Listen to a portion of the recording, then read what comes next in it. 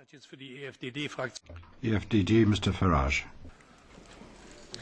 Well, Mr. Barosso, 10 years we've been trading blows in this Parliament, and indeed I'm the only person on today's speaker list that was involved 10 years ago.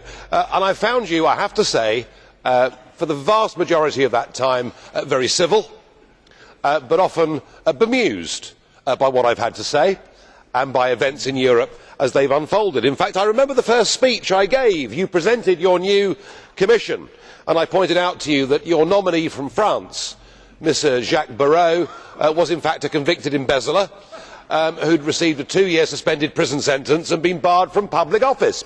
And my shock at that moment was that you simply showed me in your face you had no idea that it was true, but of course it was. Perhaps that comes from your early days as an active student Maoist, where you believe in big ideas that don't perhaps have much practical reality. But I've enjoyed much of what you've said over the years. Indeed, I particularly enjoyed you the day after the Irish, the only country indeed that had a referendum on the Lisbon Treaty, when the Irish voted no to Lisbon.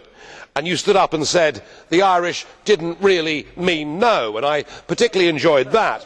I also enjoyed you saying that the European Union was the first ever non-imperial empire, because in that you showed so much of what this project has now become.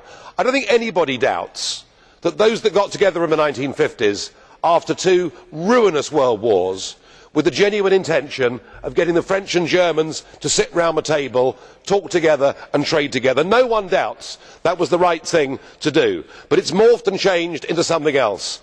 And it's your analogy to an empire that indeed has led to the current failure.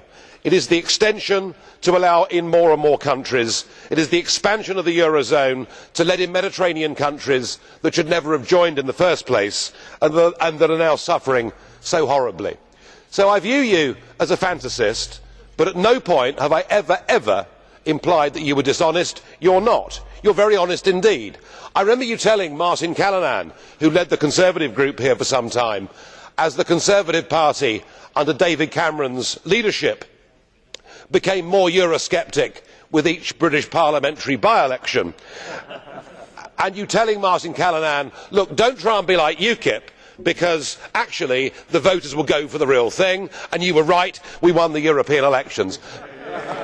But thank you for last Sunday, thank you for appearing on British television, thank you for confirming that the real fantasist isn't you, it's David Cameron, the British Prime Minister, who pretends that we can restrict free movement and remain members of the European Union.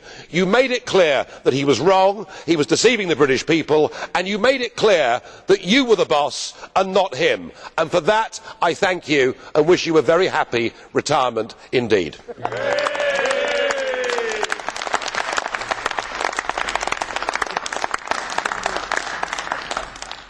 Vielen Dank für die